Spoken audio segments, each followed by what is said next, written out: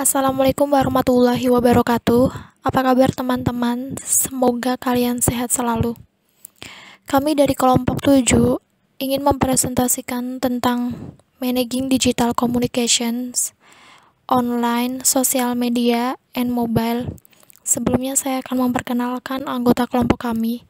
Yang pertama ada Ida Rizky Syawali Isrofan. Yang kedua ada Nafisa Rizka Dewi Afidah. Yang ketiga ada Miftah Farid, dan yang keempat ada saya sendiri, Listia Dian. Sebelum masuk ke materi selanjutnya, di sini saya akan menjelaskan materi apa saja yang akan kita bahas. Yang pertama itu ada online marketing, di mana ada website, searching ads, display ads, and email. Yang kedua ada social media, di mana ada online communications and forums, blogs, social networks like Facebook, Twitter, and YouTube. Yang ketiga ada word of mouth, di mana ada creating word of mouth boost. Yang keempat ada mobile marketing, di mana ada mobile application. Assalamualaikum warahmatullahi wabarakatuh. Di sini saya Ida Rizky Syawali Isrofan selaku pemateri pertama dari kelompok 7 akan membahas mengenai online marketing. Online marketing mudahnya adalah kegiatan memasarkan suatu produk yang memanfaatkan teknologi internet. Nah, pada zaman yang serba internet seperti sekarang ini, seorang pemasar harus bisa memanfaatkannya untuk kegiatan marketing mereka. Pada saat ini para pemasar itu tidak hanya dituntut untuk memperkenalkan produk-produk yang mereka buat kepada para konsumen. Akan tetapi para pemasar juga harus memikirkan bagaimana para konsumen itu bisa mengetahui produk-produk yang mereka tawarkan. Nah, ada beberapa macam cara untuk melakukan kegiatan online marketing. Di antaranya yaitu melalui website, search ads, display ads, dan email. Di sini saya akan membahas secara singkat mengenai 4 cara tersebut. Cara pertama yang bisa dilakukan oleh seorang pemasar untuk melakukan kegiatan online marketing adalah melalui website. Website itu apa sih? Website adalah sekumpulan halaman web yang saling berhubungan yang menampilkan informasi yang disediakan secara perorangan, kelompok, atau organisasi. Nah, di sini informasi yang dimaksud adalah informasi mengenai produk yang ditawarkan oleh seorang pemasar, baik itu produk berupa barang maupun jasa. Jeffrey Report dan Bernard Jaworski memaparkan setidaknya harus ada 7 elemen yang diperhatikan bagi setiap pengembang atau pembuat website. Nah, 7 elemen tersebut dinamai dengan 7C. C yang pertama adalah konteks. Nah, dalam konteks, hal yang perlu diperhatikan adalah layout dan desain. C yang kedua, konten, yang terdiri dari teks, gambar, suara, dan video yang terdapat pada suatu website. C yang ketiga ada community, yaitu bagaimana suatu website bisa digunakan untuk berkomunikasi antar pengguna website. C yang keempat ada customization. Nah, dalam customization ini suatu website harus bisa digunakan oleh para pengguna sesuai dengan kebutuhan. C selanjutnya ada communication. Di sini suatu website harus bisa digunakan berkomunikasi antara pengguna dan penyedia website. C yang keenam ada connection, yaitu suatu website harus bisa terkoneksi dengan website lain yang terkait. Yang terakhir ada commerce, yaitu sebuah website harusnya bisa digunakan untuk transaksi. Untuk lebih jelasnya bisa dilihat pada contoh di slide berikutnya. Untuk bisa memahami lebih lanjut mengenai 7C yang telah dibahas pada slide sebelumnya, kita bisa langsung melihat contoh dari website berikut ini.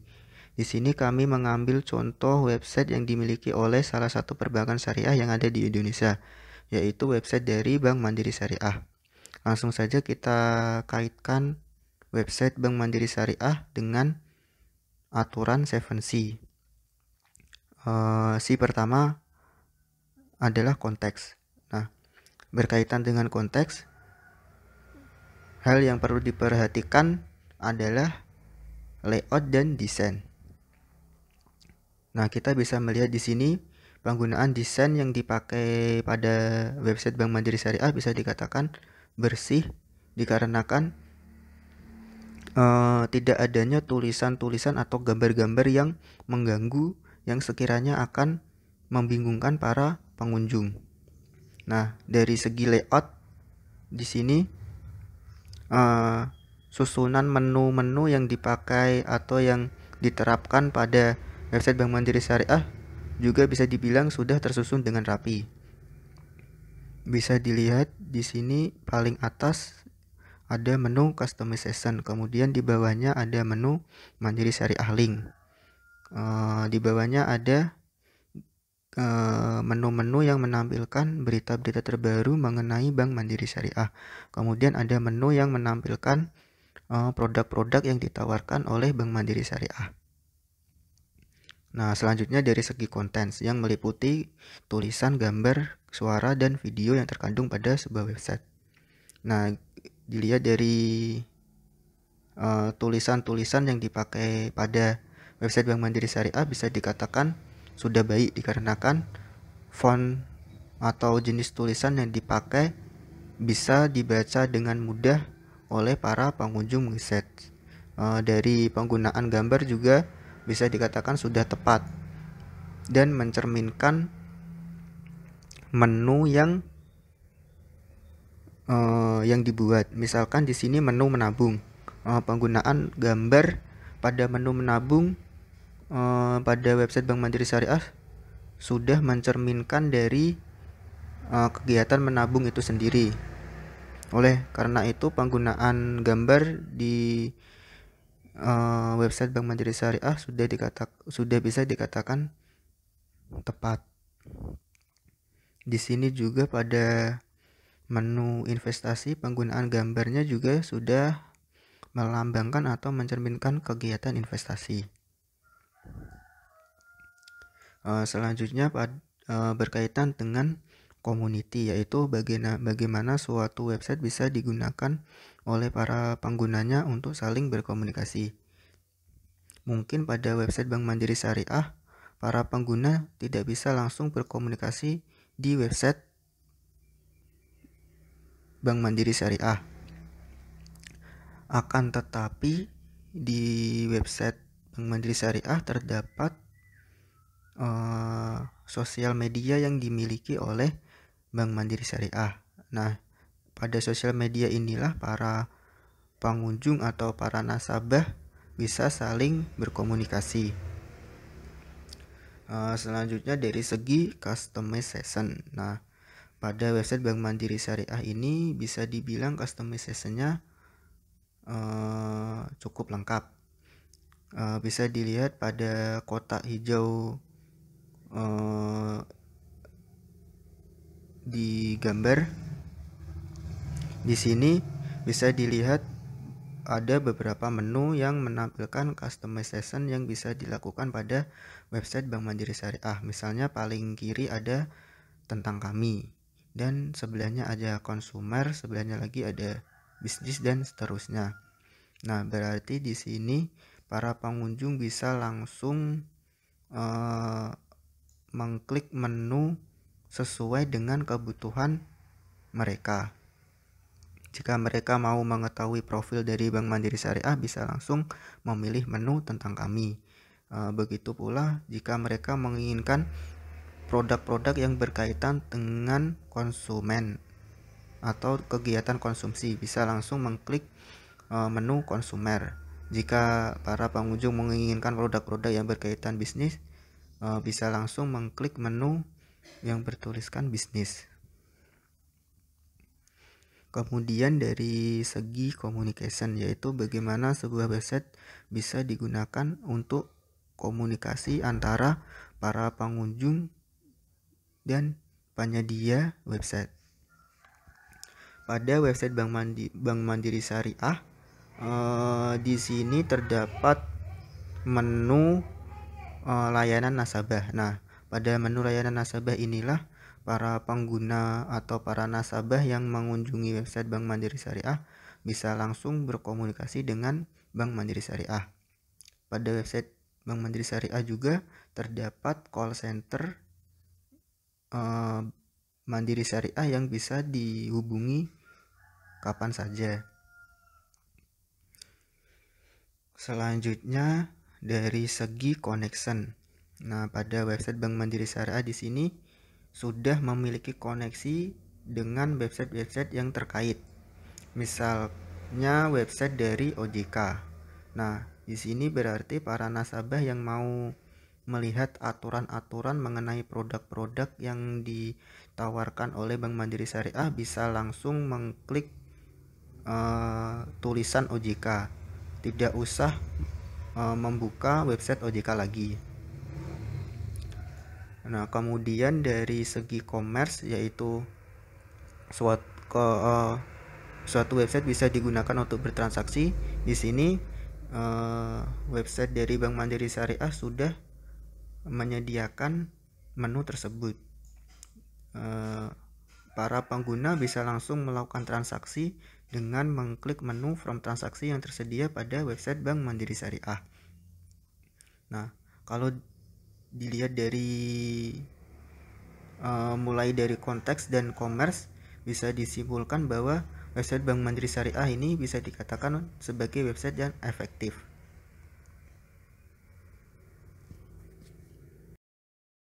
Cara kedua yang bisa dipakai oleh seorang pemasar untuk melakukan kegiatan online marketing yaitu melalui search ads. Nah, apa itu search ads? Search ads adalah metode penempatan iklan online di halaman web yang menunjukkan hasil dari permintaan mesin pencari. Nah, kegunaan search ads adalah supaya produk yang kita tawarkan itu lebih banyak dilihat oleh orang. Sehingga semakin banyak orang yang tertarik pada produk yang kita miliki. Nah, kita bisa melihat langsung contoh dari penggunaan search ads pada sebuah website. Nah, di sini kita bisa melihat di gambar. Di sini jika kita mencari kata kunci di Google pencarian, misalnya belanja online, maka pertama yang muncul adalah websitenya Shopee, kemudian Tokopedia, dan kemudian Alfacharts, baru belanja.com. Nah, di sini berarti Shopee itu menerapkan search ads pada kegiatan online marketing mereka, sehingga website mereka bisa menjadi website pertama yang muncul ketika orang-orang mengetikkan kata belanja online.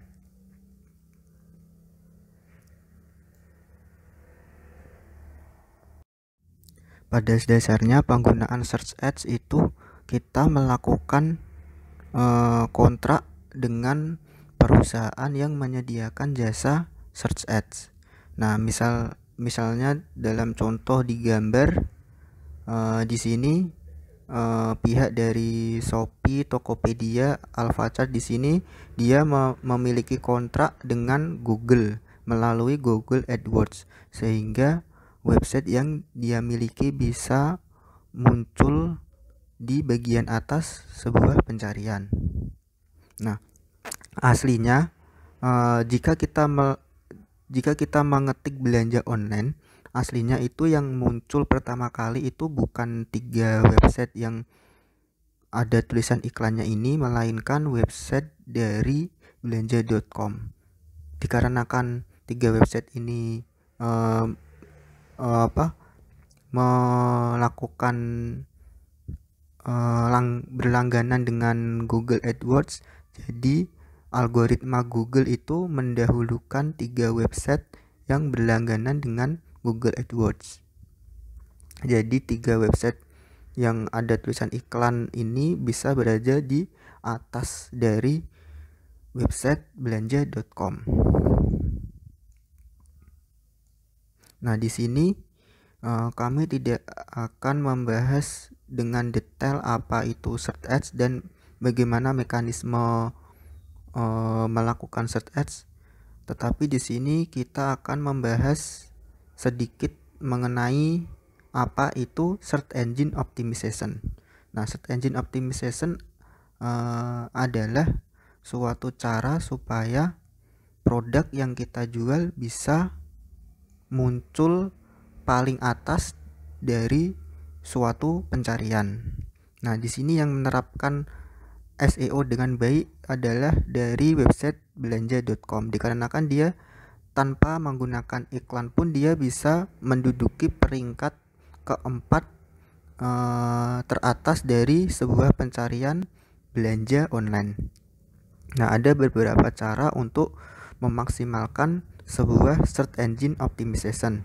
Di antaranya adalah pertama, penggunaan kata yang bersifat umum pada sebuah produk.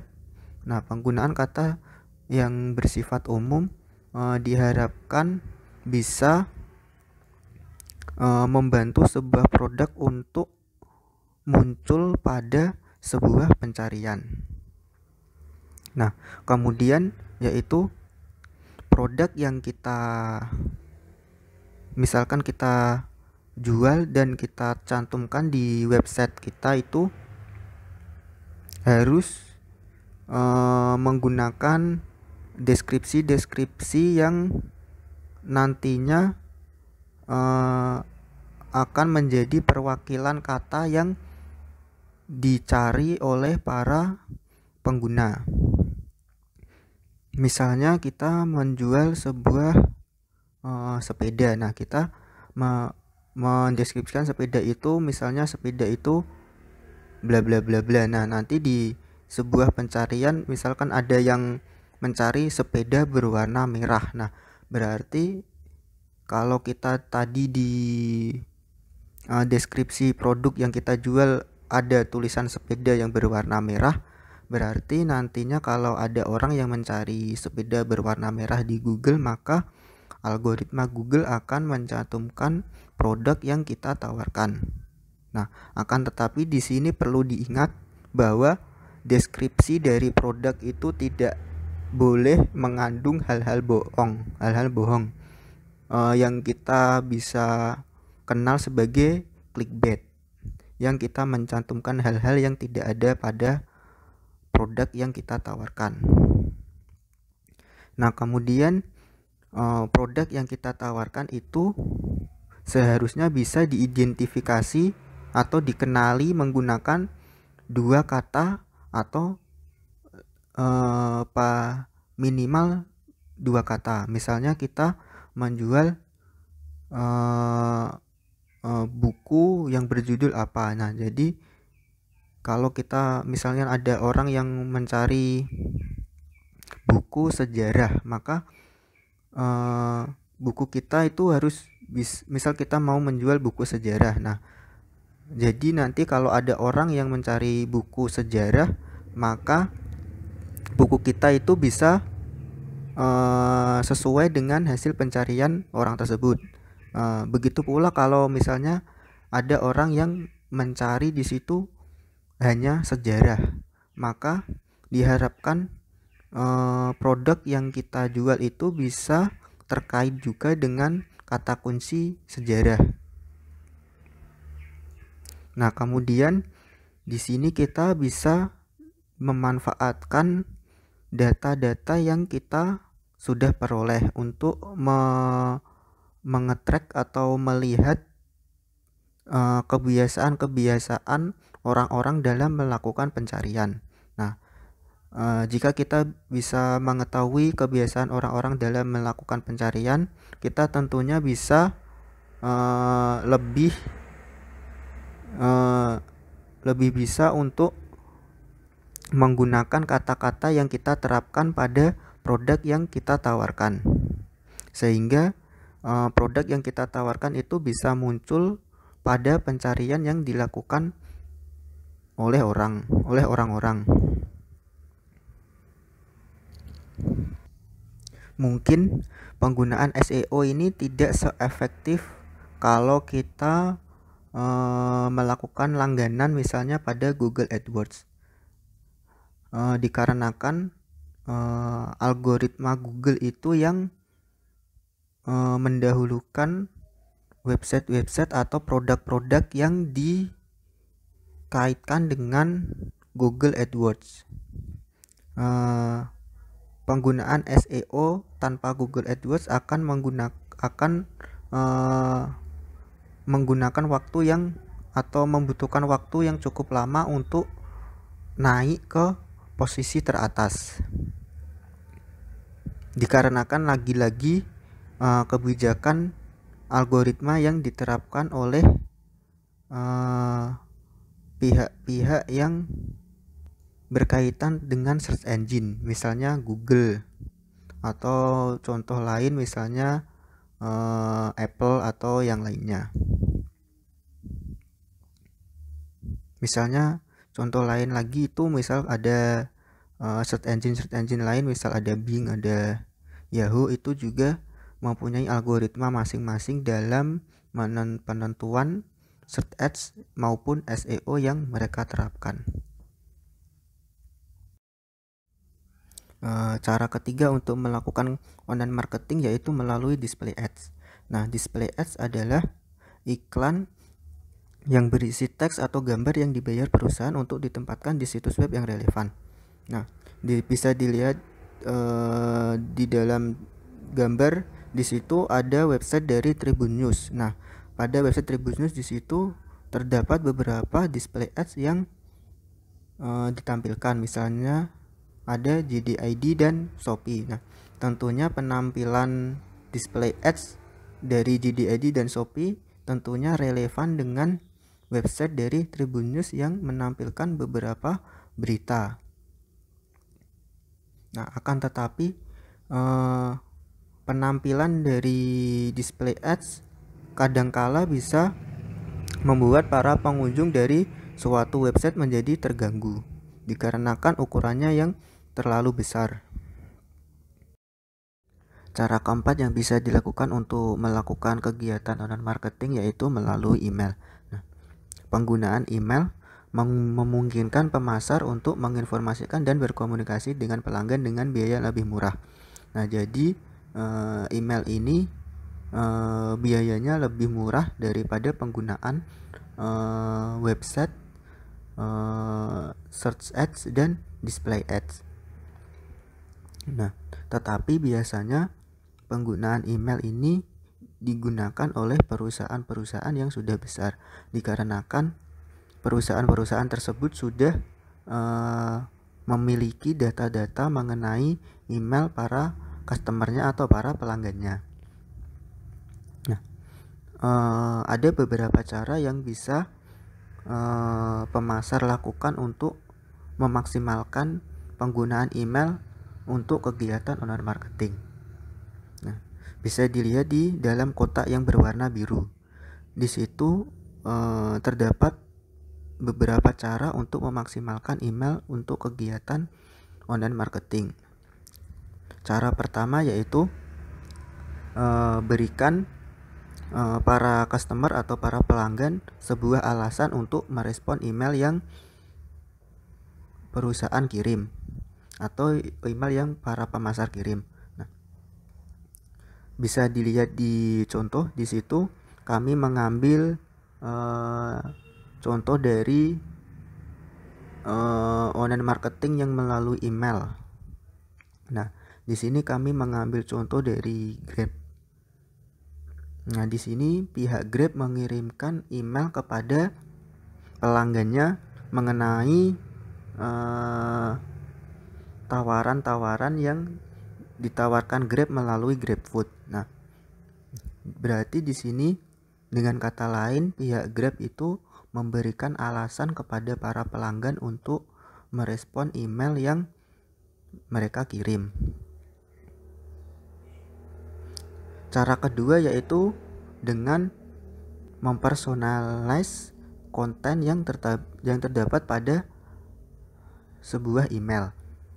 Nah, jadi konten yang berada pada sebuah email itu sebaiknya bersifat personal atau individu. Nah, bisa dilihat di contoh di situ Grab menggunakan kata kamu. Nah, penggunaan kata kamu itu menunjukkan bahwa Grab itu menggunakan email yang bersifat personal atau individu. Nah, selanjutnya yaitu berikanlah tawaran kepada pelanggan atau customer sesuatu yang tidak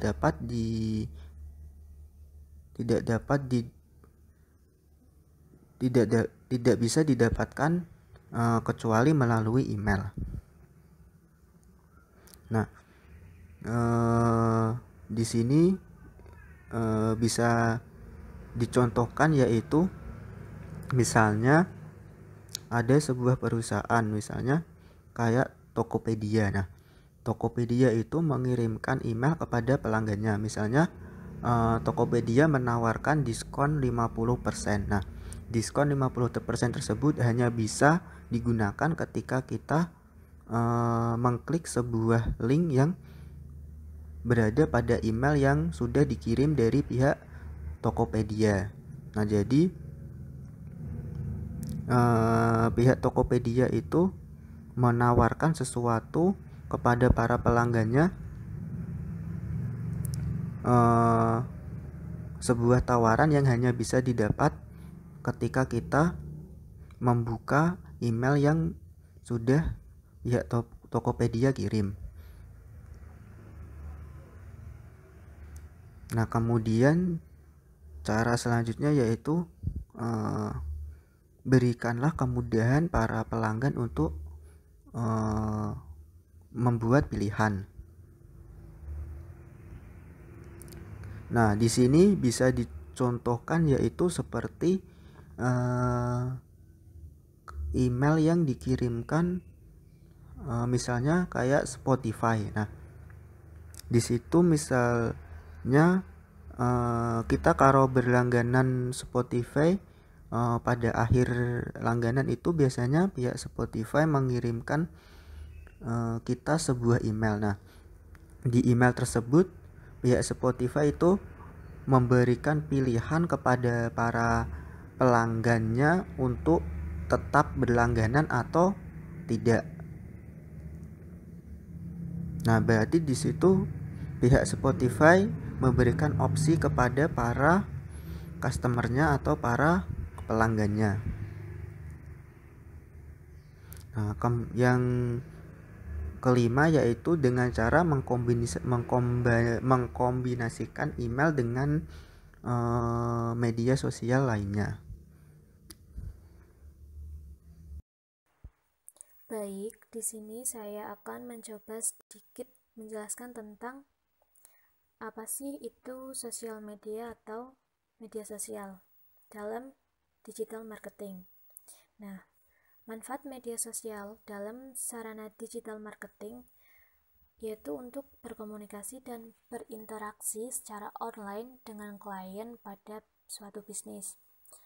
Siapapun bisa dengan mudah membagikan konten berupa tulisan, gambar, video, dan suara melalui media sosial. Namun, media sosial tidak hanya menjadikan alat komunikasi secara online saja. Artinya, banyak sekali manfaat media sosial lainnya yang bisa dirasakan oleh penggunanya, terutama bagi pemilik bisnis. Nah, apa saja sih manfaat dari media sosial? Yang pertama yaitu membangun dan menarik minat masyarakat. Di sini merupakan salah satu poin penting dari pemasaran melalui media sosial, yaitu kemampuannya untuk membangun dan menarik minat masyarakat. Artinya, hal ini menunjukkan bahwa salah satu manfaat media sosial adalah sebagai media promosi.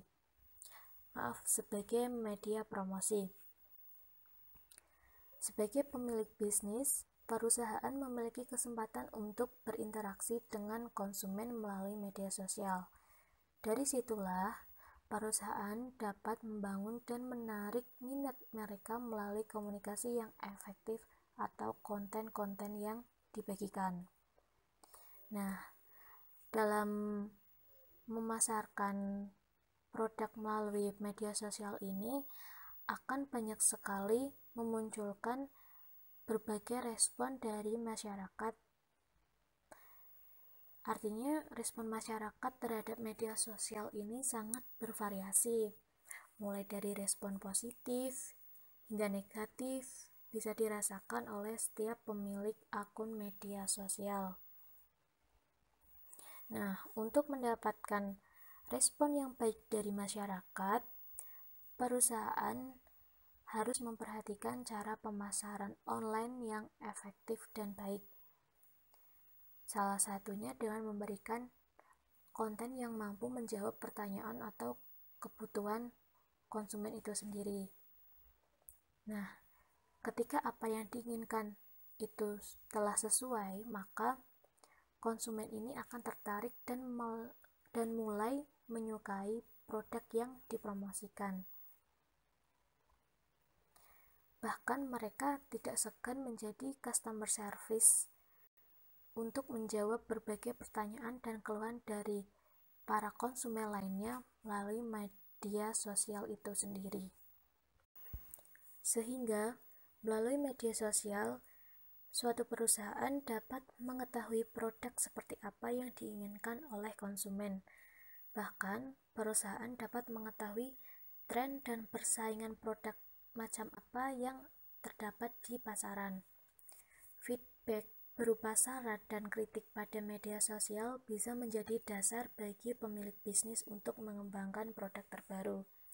Selain itu, pengguna media sosial juga bisa menjadi seorang tester yang baik bagi bisnis. Beberapa dari mereka pun akan menyampaikan permasalahan lainnya yang berhubungan dengan produk. Tentu saja hal tersebut sangat menguntungkan bagi pemilik bisnis atau perusahaan yang mempromosikan suatu produknya. Selanjutnya, terdapat platform sosial media. Di sini ada 3 platform utama untuk media sosial. Yang pertama ada komunitas dan forum online. Yang kedua ada blog. Yang ketiga ada akun sosial media. Pertama, komunitas dan forum online. Di sini memiliki berbagai bentuk dan ukuran. Komunitas dan forum online ini dapat menjadi sumber daya berharga bagi suatu perusahaan dalam mengisi berbagai fungsi dengan mengumpulkan dan menyampaikan berbagai informasi. Kunci utamanya dalam suatu komunitas online adalah dengan menciptakan aktivitas individu maupun kelompok yang membantu membentuk ikatan di antara anggota masyarakatnya. Yang selanjutnya adalah blog. Blog ini akan menjadi sesuatu hal yang penting ketika blog tersebut diperbarui dengan jurnal atau sumber terpercaya lainnya secara teratur. Blog ini memiliki beragam variasi. Antaranya salah satunya yaitu beberapa blog pribadi. Artinya blog ini hanya sekedar untuk teman dekat dan keluarga. Sedangkan blog yang lainnya ada yang dirancang untuk menjangkau audiens yang lebih luas lagi. Salah satu daya tarik dari blog ini adalah blog menyatukan orang kepentingan dalam suatu jaringan. Dan yang terakhir yaitu akun sosial media. Nah, di sini akun sosial media ini telah menjadi kekuatan yang sangat penting dalam pemasaran bisnis. Salah satunya Facebook yang menjadi akun yang paling terbesar di dunia ini. Kemudian saat ini masih banyak akun sosial media yang sangat sangat penting dalam pemasaran suatu bisnis. Seperti selain di Facebook ada juga melalui Instagram ataupun yang bersifat lebih ke promosi videonya ada juga di YouTube. Selanjutnya ada using social media. Media sosial bisa digunakan untuk menunjang strategi marketing suatu bisnis. Akan tetapi, manfaat media sosial tidak hanya sebagai platform marketing saja. Artinya, konten yang dibagikan juga bisa meningkatkan interaksi dengan bisnis Anda. Nah, di sini ada beberapa topik konten yang bisa dibagikan oleh pemilik bisnis pada media sosialnya.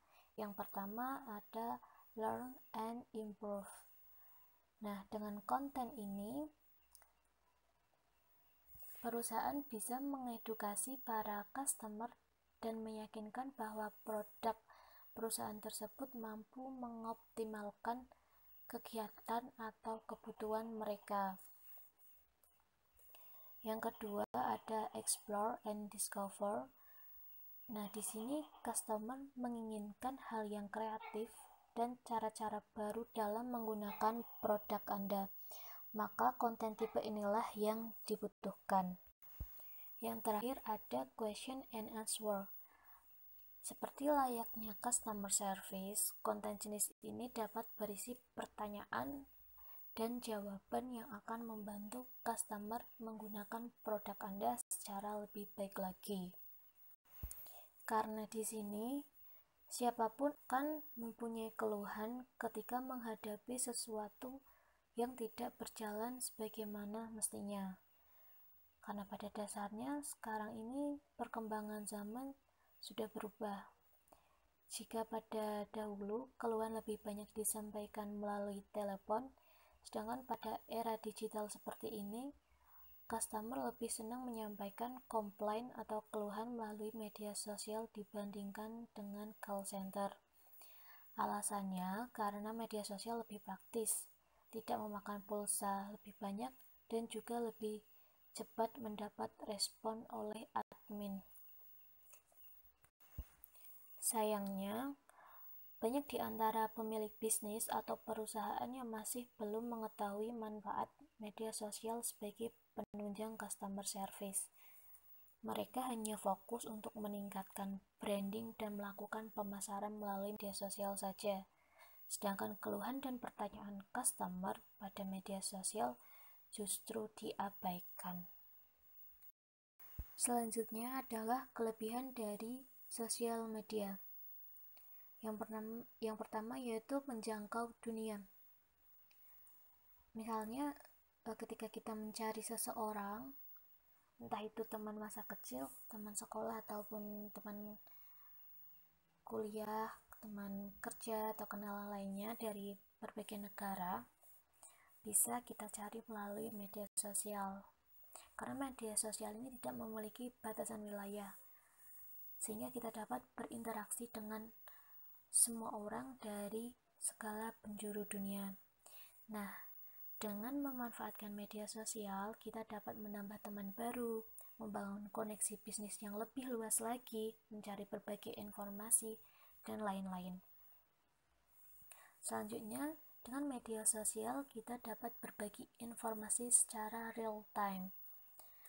Ada banyak platform media sosial yang menyediakan fitur instant messaging atau yang kita disebut sebagai chat, yang akan memungkinkan pengguna untuk berbagi informasi secara real time. Nah, Bagi bisnis online, dengan konsumen yang tersebar di berbagai tempat, maka media sosial bisa dijadikan sebagai alat komunikasi langsung dengan konsumen. Selain itu, pemilik bisnis juga dapat melakukan meeting bersama klien. Selanjutnya, sosial media merupakan salah satu cara digital marketing yang efektif karena akan jauh lebih murah dibandingkan media lainnya. Bahkan, jika melakukan promosi melalui media sosial pribadi, biayanya akan gratis. Namun, ada juga beberapa fitur yang terdapat fitur berbayar agar pemilik bisnis dapat membagikan konten produk kepada pengguna sesuai dengan target yang sudah ditentukan atau yang ingin dicapai. Kemudian dengan sosial media, berita atau promosi dapat tersebar dengan cepat.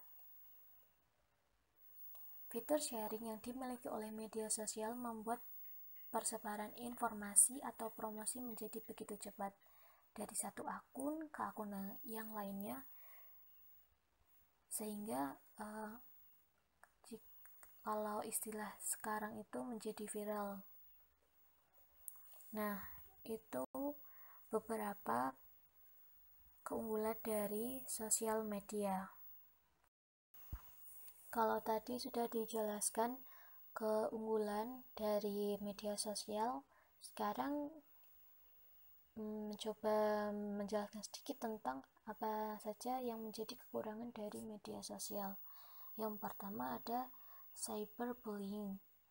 Nah, tanpa tahu alasannya secara jelas, cyberbullying ini memberikan atau menimbulkan komentar negatif.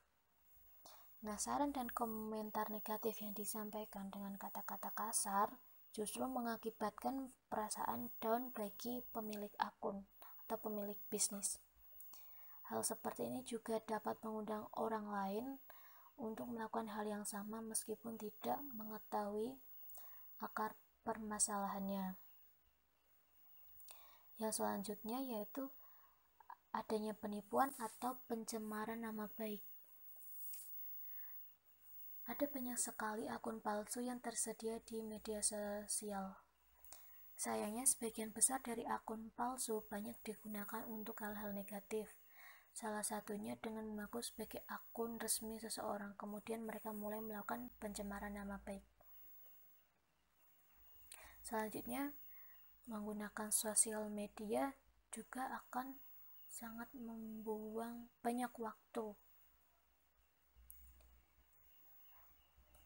Karena di sini orang-orang justru lebih banyak untuk menggunakan media sosial secara tidak langsung, maka orang-orang ini juga membuang waktunya secara sia-sia untuk, artinya di sini dalam tanda kutip menggunakan sosial media itu hanya untuk hiburan semata, bukan untuk bisnis. Selanjutnya, sosial media juga dapat menjadi bumerang, yang artinya menjadi bahan candaan di antara teman mungkin tidak terlalu bermasalah. Tetapi jika bisnis melakukan hal konyol dan kemudian tersebar melalui media sosial, maka bisnis ini akan menjadi bahan candaan untuk orang-orang di sekitar. Nah, ketika kita melakukan kesalahan dalam digital marketing menggunakan media sosial, maka dampaknya akan sangat merugikan diri sendiri dan bagi bisnis kita. Nah, itu merupakan beberapa kekurangan dari penggunaan sosial media. Sekarang kita akan membahas tentang beberapa hal yang perlu dilakukan dalam menggunakan sosial media tentunya sebagai pemasaran. Nah, yang pertama adalah dengan cara menentukan tujuan atau target yang ingin kita capai melalui media sosial. Artinya di sini sebelum menggunakan media sosial kita harus mempunyai target dan tujuan yang akan kita tentukan. Ya, artinya kita harus berusaha mencapai target itu sendiri agar tujuan kita dalam bisnis ini tercapai. Yang kedua, membangun network yang kuat agar lebih mudah ketika memperluas jangkauan bisnis. Ketika misalnya kita sudah mempunyai banyak pelanggan, itu tentu saja akan membangun kepercayaan banyak orang, sehingga secara tidak langsung para pelanggan ini juga akan menarik daya tarik bagi pelanggan yang lain atau konsumen yang lain. Selanjutnya, konsistensi suatu media sosial sangat dibutuhkan untuk membangun image. Bahkan brand atau merek suatu perusahaan bisa tergambar melalui akun media sosial. Artinya kita harus konsisten dalam menggunakan sosial media, karena zaman sekarang, era digital ini, banyak orang menggunakan sosial media sebagai sebagai kebutuhan. Misalnya kita ingin mencari tahu tentang brand ini, meskipun kita belum tahu tokonya di mana, seperti apa produknya, ketika kita mau membuka sosial media, kita mencari, mengetik brand tersebut, dan ketika sudah muncul dan banyak testimoninya, banyak review yang bagus, berarti konsistensi dari promosi media sosial itu sangat berpengaruh dalam pemasaran produk melalui sosial media. Kemudian, menjadi pendengar yang baik terhadap kritik, saran, dan juga komplain dari para customer. Nah, ini penting dalam menggunakan sosial media. Tentu saja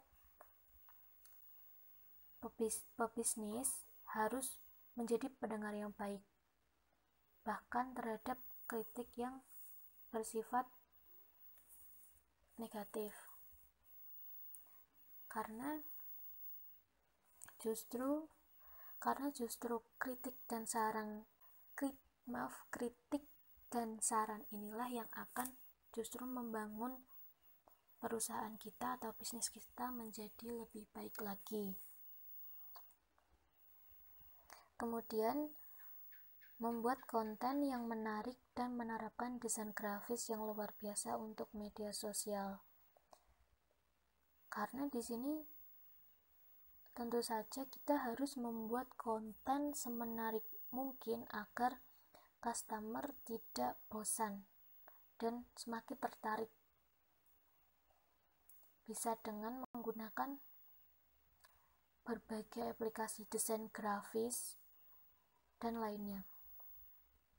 Kemudian ada juga bersosialisasi dengan customer melalui fitur chat atau komentar. Nah, ini sangat penting karena banyak customer yang misalnya yang masih pertama dalam menggunakan produk. Ketika customer ini bingung, sebenarnya apa sih ini fungsinya, gimana kalau seperti ini, gimana kalau seperti itu. Berarti fitur chat atau komentar ini sangat menjadikan hal yang penting dalam membangun kepercayaan, dalam menjawab kebutuhan dari para customer. Tentu saja komunikasi ini harus dilakukan secara rutin demi meningkatkan interaksi antara bisnis dan customernya.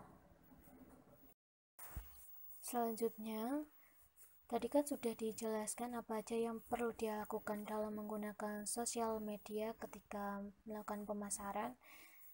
Sekarang yaitu apa saja yang tidak perlu dilakukan atau jangan dilakukan dalam pemasaran produk di sosial media. Yang pertama yaitu membangun network secara cepat dan terburu-buru. Tentu saja hal ini perlu sangat dihindari karena jika dilakukan secara cepat dan terburu-buru, artinya network ini tidak memiliki tujuan atau target yang ditentukan. Artinya hanya fokus ke misalnya penjualan saja tanpa mempertimbangkan beberapa hal yang harus dipersiapkan sebelum adanya pemasaran. Misalnya ada bagaimana promosi yang baik dan lain-lain sebagainya. Begitu. Selanjutnya, hanya menggunakan satu platform media sosial. Nah, ini juga kalau bisa jangan hanya satu platform. Artinya kan banyak sekarang beberapa platform yang digunakan sebagai pemasaran dalam sosial media. Seperti kan tadi sudah ada Facebook, ada Instagram, YouTube, Twitter, dan lain-lain. Kemudian ada juga spamming dengan mengupdate konten secara berlebihan. Artinya apa ya, misalnya dalam suatu akun sosial media perusahaan ini atau bisnis tersebut banyak melakukan spamming atau terlalu banyak mengunggah konten yang intinya itu konten itu sama saja dari konten-konten sebelumnya. Justru hal itu bukannya akan menarik daya tarik customer, akan tetapi justru malah membuat customer ini bosan karena tidak adanya hal yang menarik, atau semisal desainnya kurang menarik atau promosinya hanya itu saja. Nah, itu merupakan hal yang akan membuat customer menjadi bosan. Kemudian ada juga terlalu menunjukkan kepada customer bahwa Anda sedang melakukan hard selling, atau artinya terlalu menunjukkan bahwa kita itu sedang melakukan penjualan gitu. Artinya intinya begini, kan di sosial media itu tidak hanya penjualan, tetapi juga harus sosial media itu digunakan untuk misalnya tadi kan sudah dijelaskan untuk bersosialisasi dengan customer, terus intinya melakukan komunikasi, terus meningkatkan kualitas brand dengan cara-cara tertentu, dan juga menjadi pendengar yang baik terhadap kritik saran.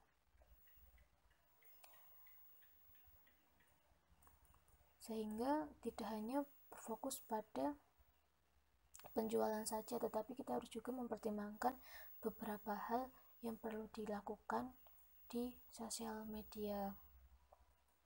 Kemudian yang terakhir, suatu pebisnis itu, seseorang pebisnis kadang lupa untuk mengucapkan terima kasih kepada customer yang sudah membantu mempromosikan.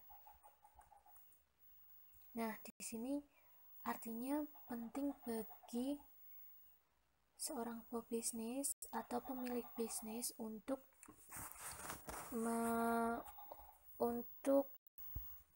menjaga komunikasi antara pemilik bisnis dengan para customernya, sehingga bisnis ini tetap berjalan lancar sesuai target yang diinginkan di media sosial.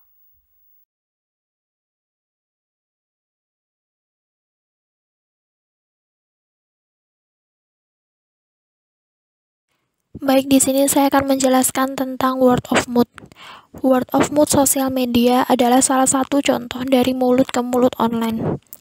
Word of mouth atau WM adalah alat pemasaran yang kuat.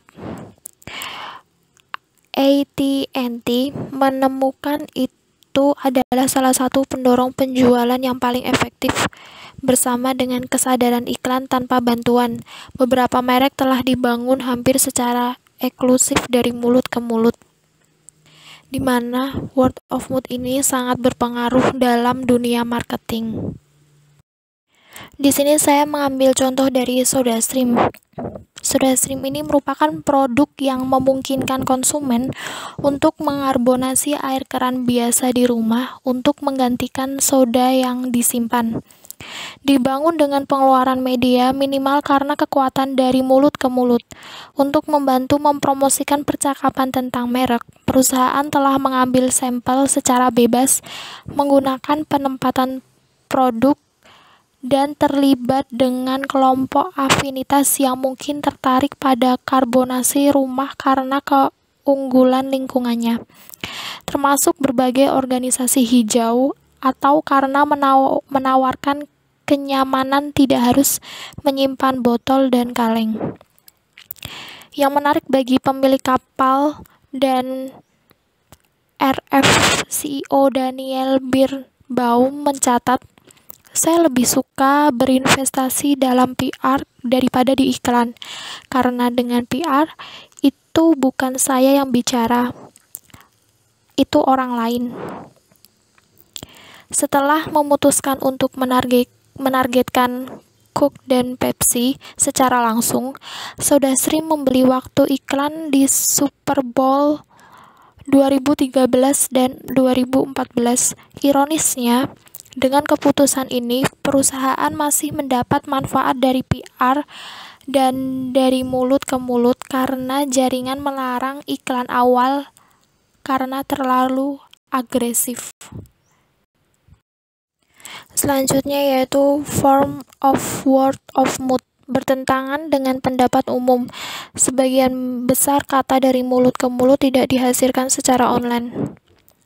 Perusahaan riset dan konsultasi Kellervay mencatat bahwa 90% terjadi offline, khususnya 75% tatap muka, dan 15%-nya melalui telepon.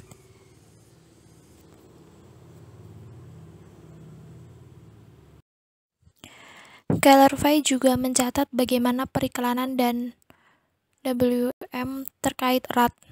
WM telah terbukti sangat kredibel dan terkait dengan penjualan. Iklan telah terbukti membantu memicu percakapan. Lainnya mencatat seberapa baik kata offline dari mulut bekerja dengan media sosial. Konsumen memulai percakapan dengan salah satu saluran, lanjutkan dalam 1 detik dan diselesaikan di yang ketiga. Ketika komunikasi terjadi di banyak saluran, menjadi hampir tidak mungkin untuk memisahkan secara online dan offline. Selanjutnya yaitu viral marketing. Viral marketing adalah suatu bentuk word of mouth online atau kata mouse yang mendorong konsumen untuk menyerahkan produk yang dikembangkan perusahaan dan layanan atau audio, video, atau informasi tertulis pada orang lain secara online.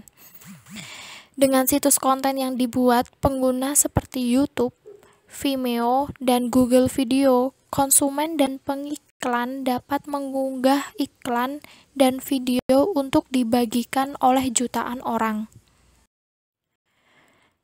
Dalam menciptakan buzz word of mouth, produk tidak harus keterlaluan atau tegang untuk menghasilkan buzz dari mulut ke mulut. Meskipun merek yang lebih menarik lebih cenderung dibicarakan secara online, apakah suatu merek dipandang sebagai novel, menggairahkan, atau mengejutkan tidak banyak berpengaruh pada apabila itu dibahas dalam komunikasi lisan tatap muka. Jadi di mana produk yang dibicarakan secara online itu kadang berbeda dengan produk yang telah dikomunikasi lisan secara tatap muka. Merek yang dibahas secara offline seringkali merupakan merek yang menonjol dan terlihat dan mudah diingat. Viral marketing mencoba menciptakan percikan di pasar untuk memamerkan merek dan fitur-fiturnya yang patut diperhatikan. Survei Nielsen baru-baru ini menemukan bahwa ulasan pelanggan online adalah sumber informasi merek paling terpercaya kedua setelah rekomendasi dari teman dan keluarga. Banyak situs ulasan sekarang menggunakan login Facebook yang melampirkan ulasan yang diposting oleh seseorang ke Facebook mereka. Profil dengan melampirkan ulasan mereka ke halaman Facebook mereka, pengguna dapat mengetahui apa yang dianggap positif atau negatif oleh teman dan selebritas terkenal tentang sebuah merek. Namun, sebagaimana ulasan online dapat menjadi bisa atau sekedar palsu, penelitian telah menunjukkan bahwa sosial pengaruh dapat menyebabkan peringkat online positif secara tidak proporsional dan penilaian selanjutnya lebih mungkin dipengaruhi oleh peringkat positif sebelumnya daripada yang negatif. Konsumen yang memposting ulasan rentang terhadap tekanan kesesuaian dan mengadopsi norma orang lain. Di sisi lain, ulasan atau penilaian online positif seringkali tidak berpengaruh atau dinilai sama negatifnya dengan penilaian negatif. Ada hal yang harus kita ingat bahwa nilai pelanggan untuk perusahaan sebagian tergantung pada kemampuannya dan kemungkinan untuk membuat rujukan dan terlibat dalam kata-kata positif dari mulut ke mulut. Namun sama bermanfaatnya dengan mendapat informasi positif dari mulut ke mulut dari konsumen. Membuat konsumen terlibat langsung dengan perusahaan dan memberikannya dengan umpan balik dan saran dapat mengarah pada loyalitas dan penjualan yang lebih besar. Maka semakin banyak kata-kata positif dari mulut ke mulut, maka semakin untung perusahaan tersebut. Huba dan MC Connell menguraikan anak tangga berikut pada tangga kesetiaan pelanggan atau dalam urutan menaik. Yang pertama yaitu kepuasan. Kepuasan itu tetap pada organisasi Anda selama harapan terpenuhi. Yang kedua itu adalah pembelian berulang, di mana pengembalian ke perusahaan Anda untuk membeli lagi. Yang ketiga dari mulut ke mulut atau bus, letakkan reputasinya di telepon untuk memberitahu orang lain tentang Anda. Yang ketiga yaitu penginjilan, atau meyakinkan orang lain untuk membeli atau bergabung. Yang kelima yaitu kepemilikan. Kepemilikan ini terasa bertanggung jawab atas kesuksesan berkelanjutan organisasi Anda.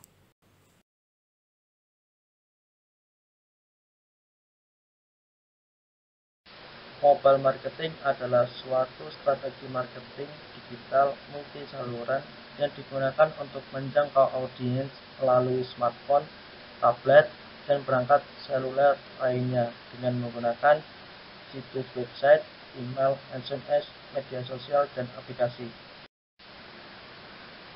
Google mencatat 4 karakteristik khas dari perangkat seluler. Yang pertama, perangkat ini terkait dengan satu pengguna. Yang kedua, memungkinkan untuk mengambil gambar atau video dan mencari suatu informasi. Yang ketiga, memungkinkan untuk mengkonsumsi langsung karena ini sebenarnya merupakan saluran distribusi dengan sistem pembayaran. Yang keempat, perangkat seluler itu selalu aktif mengingat biasanya dibawa kemana saja. Para ahli menunjukkan bahwa bersikap ringkas sangat penting untuk marketing mobile. Yang pertama, salinan iklan harus menempati 50% dari layar. Yang kedua, merek harus menempatkan logo mereka di sudut bingkai iklan. Yang ketiga, iklan harus menggunakan setidaknya satu warna cerah. Yang keempat, adanya penawaran dan tagline.